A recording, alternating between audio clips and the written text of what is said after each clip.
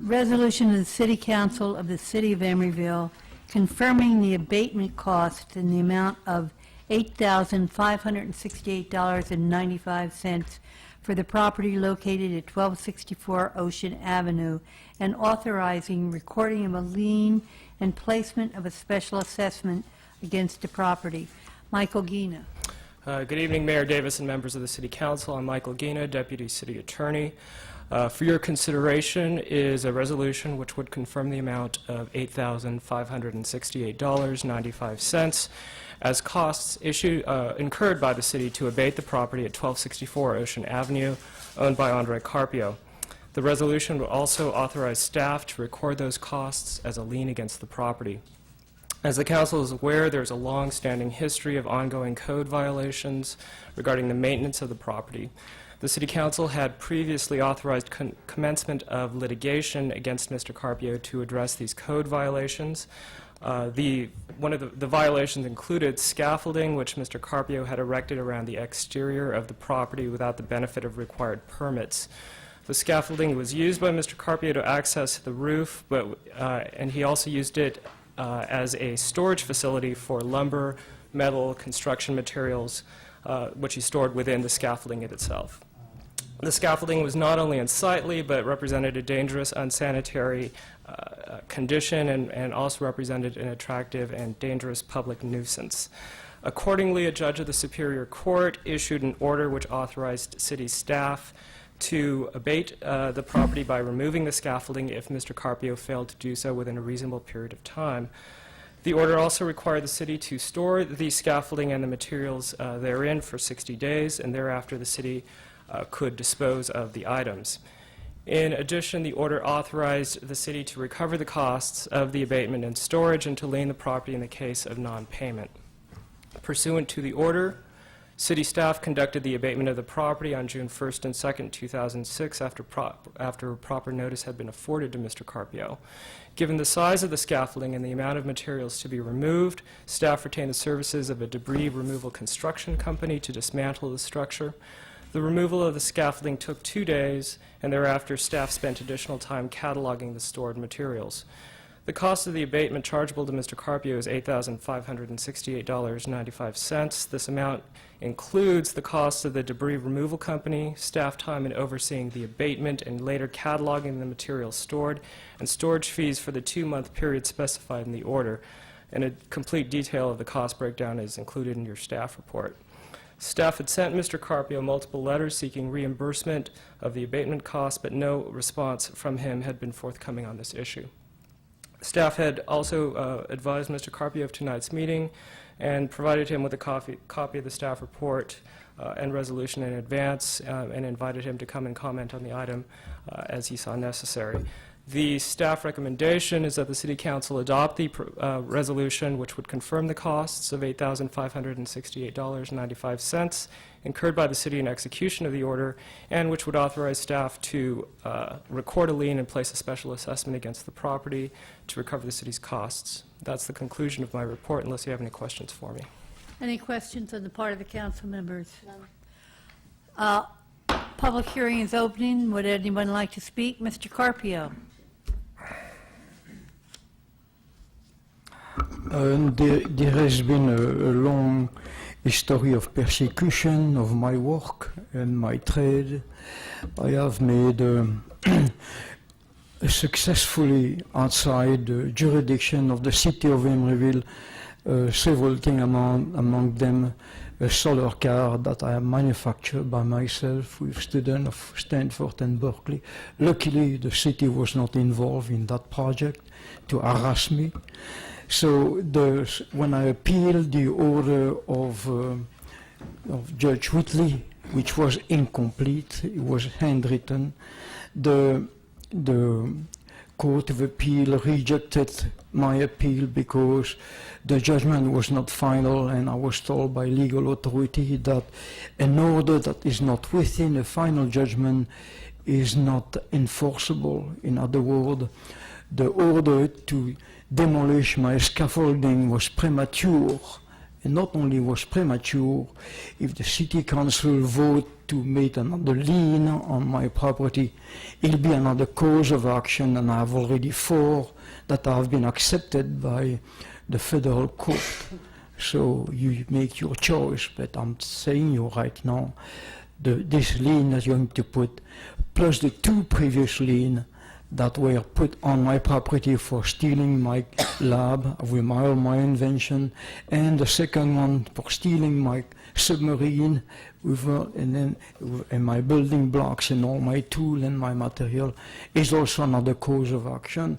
And also what I want to mention, and it's very important, is that I had asked for a stay, and the city disregarded the stay. And the legal implication here is going to cost the city, I think, more than what you would get from the lien on my property. And I'm warning you here, this is not the cause of action, because Judge Whitley said one thing for certain in front of everybody, and it's on a court record. The city council doesn't make the law, and the city council is not the court. And in order to have a lien, it has to be a court order. Thank you. Any other person like to comment on this? This public hearing is closed. Do I hear a motion? I have a comment. I don't understand why we're charging to this lien overhead, which is calculated at 75% of the salary, and the salary is based on the time that staff people spent on this. So I think that I don't think that's appropriate, because it's not, it doesn't have anything, there's no connection as far as I can tell why the overhead is being charged. The other thing is that I think that it makes sense to charge to this lien the city's out-of-pocket costs, but I'm not comfortable charging for salary that the city would have incurred otherwise. The argument, of course, on the other side is that that's what the city staff time was spent doing, but my feeling is that that cost would be incurred anyway. So I'm prepared to move the $3,400 amount, but not the larger $8,500 amount. So that's my motion. My motion is that this lien be for the amount of $3,404.46. I'll second that.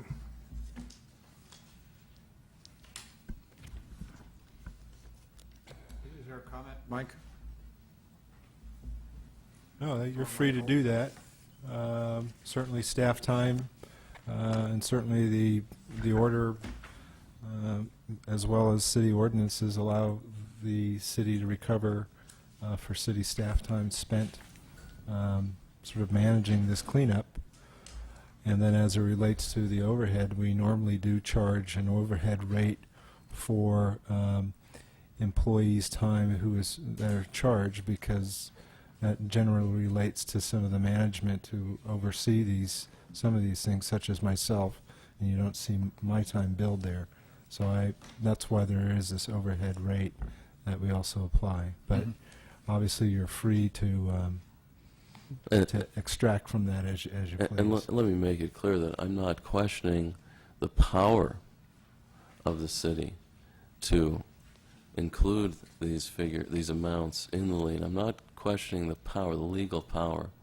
I'm simply, as one council member, I am exercising discretion, and so I'm looking at this figure and I am mitigating it.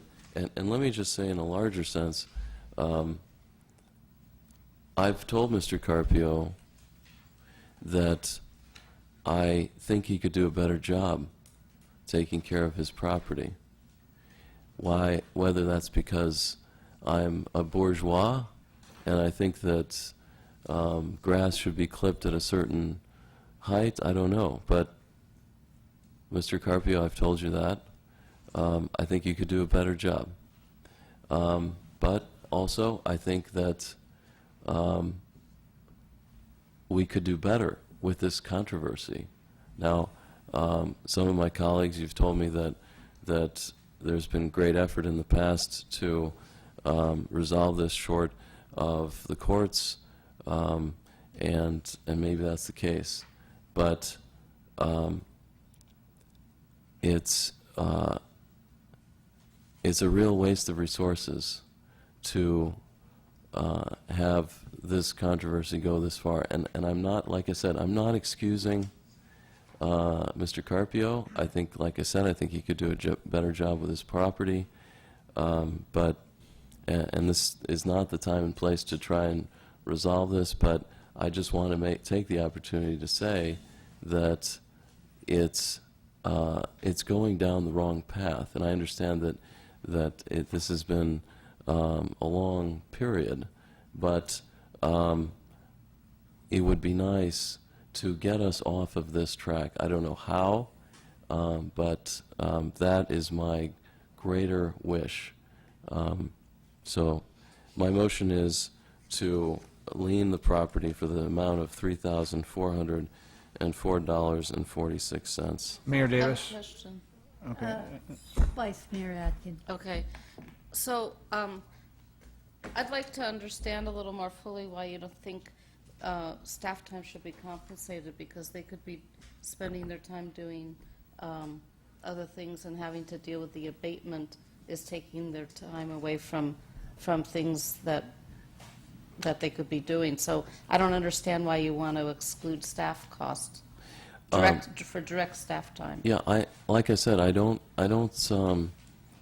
not saying that the city doesn't have the power to do that. No, and I I'm wanna- reserving the right to vote to impose. You're not those- answering my question.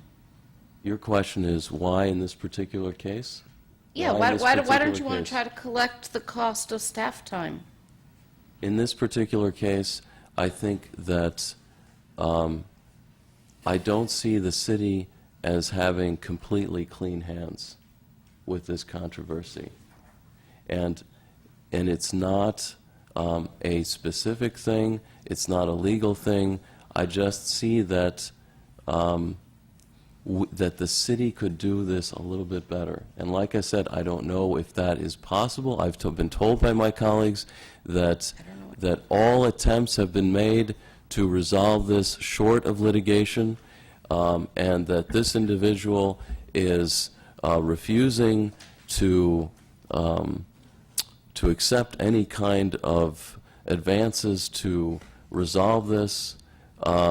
So that having had that all said, I'm simply saying that I see here the total power of the city being exercised, the maximum amount being exercised, and I, as a council member, am trying to mitigate it so that it's not the total power, but it is, a third of the total power. That's all I can tell you. That's about as precise as I can be. Mayor Davis? Yes. I just have a comment. I understand what you're trying to do, John, and I appreciate it in one sense. I'm going to vote no on your motion, and the reason I'm going to vote no on it, if this was the first time that we dealt with this, I might have a different attitude, but this has been an ongoing problem for years, and the staff of this city has put innumerable hours into dealing with these ongoing nuisance problems, and the message has simply never gotten through. And saying to Mr. Carpieux, we think you could do better, has not gotten through to him. So he chooses to continue to have his property be in a certain condition. In a sense, it's a form of, he thinks he is entitled to do that as a property right or free expression, and essentially it's civil disobedience, and I certainly respect someone's right to be civilly disobedient, but when you violate a law, there's a price to be paid. And so I'm not for mitigating this at all. Frankly, I think it's a very reasonable amount that's being charged for staff time, and it's probably a small portion of that which was actually spent. Ruth, did you want to comment further Yeah, on that? I feel similarly to Dick, because I think that this history goes back 30 years, over 30 years. But what's the goal? Is the goal that we lien this property so that, I don't, generally, when you lien property, you are doing so with the intention of collecting it, and if it's been a 30-year period, then has there been a 30-year period of liens placed on this property? I mean, Yes. obviously, okay, well, It goes obviously... back to the 70s. Fine. But obviously, that has failed, because a lien that was placed on the property in the 70s has not been paid. And so, what is the goal of the lien? What is the goal? Is it retributive? Is that the goal? Because this person is engaging in civil disobedience, we are going to lien the person as punishment. It's not working. It's not working. So why is it that the city council continues to use a tool that's not working? What is the goal? Well, I don't think cutting the lien down and then saying, please don't do this anymore, is going to be any more effective. So Let me just make a comment here, and Michael Gina, you might want to jump in if possible. I think it is true in the past that the city did not take the rigid or the proper steps. Michael Gina has come into this case and has ordered the way we are doing this. Now, I would ask you a question, John. The whole intent of this is to cure blight in this city. I think you might feel a little differently if Mr. Carpieux's house was adjacent to your house. We're trying to cure blight. We went down, I would say we have made mistakes in the past. This $8,000 doesn't even begin to touch the amount of staff time that has been spent on one piece of property in this city. And you're quite right. The results have been abysmal. We are on a different track now, and Michael, if you'd like to speak to that different track. You asked If me- I could hear from Michael Gina, please. Nora, you asked me a question. I retract the question. Okay. Could you just explain briefly, Michael Gina, the process that we followed, which is different from what had been done before? Certainly, this process is different than previous actions which have resulted in the previous liens being assessed against the property, in the sense that the prior liens were a end result in and of themselves as a result of essentially an administrative proceeding, where the end result was the imposition of the lien. This particular lien is different because it's the result of an order which is resulting from ongoing litigation. So the placement of the lien on the property is not the end result. There is still ongoing litigation regarding the code violations on Mr. Carpieux's property. Yeah. The end result being Yeah. We have to brought address order to the the continuing process. code violations. Yeah. And I would just say one other thing, John, in response to a question that you asked, what is the goal? I mean, if Mr. Carpieux's not going to get the message, he's not going to get the message. But it's also saying to the taxpayers of Emeryville, you have been unduly taxed relative to having to spend time on this person who is not getting the message. And at some point in time, when this piece of property is sold, you'll get back some of the taxpayers' money that went to support the work that got done to do this. So I just think it's a matter of fairness. I think a taxpayer, obviously there are some then in Emeryville that would embrace that rationale, but I think Nora's right that the goal is to abate blight. And Nora, I think I would feel the same if Andre's house was next to mine. I would tell him that he's not doing a good job taking care of his property, and I've For told him 30 that. years? Yes, for 30 years. Can we but see, call the the- roll and vote on your I don't- motion? But I don't think that leaning the property will abate the blight. And Well, that's- we're that- certainly here to express our opinions.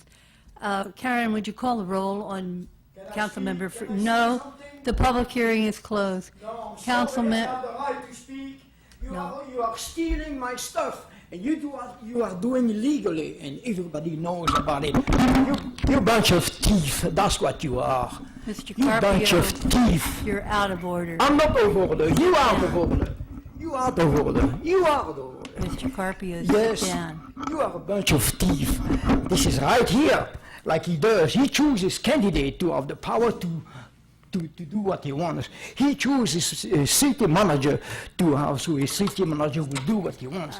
And he does all kind of things. in- You are the same No, thing. Mr. Yeah, you are. You are, Hey. whoa. Jeannie, will you remove him? Thief!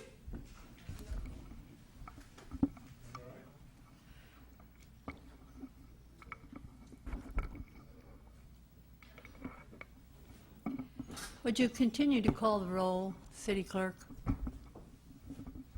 That's a new one, huh? Councilmember Bukowski. No. Councilmember Fricke. No. Councilmember Cassis. No. Wait, No, this is on John's motion. Well, this- John's oh, motion. this is John's motion. This is John's motion to abate, to cut the amount in half, which Ken seconded. Correct. That's what All we're right, talking can we continue the roll call? Councilmember Atkin. No? Vice Mayor Atkin No? and Mayor Davis. No. I would entertain a motion on this resolution. I move the staff recommendation. Do I have a second? Second. Call the roll. Councilmember Bukowski. Aye. Councilmember Fricke. Aye. Councilmember Cassis. Aye. Vice Mayor Atkin. Aye. Mayor Davis. Aye. Thank you, Mr. Green, very much for your efforts. Okay, we're moving along to the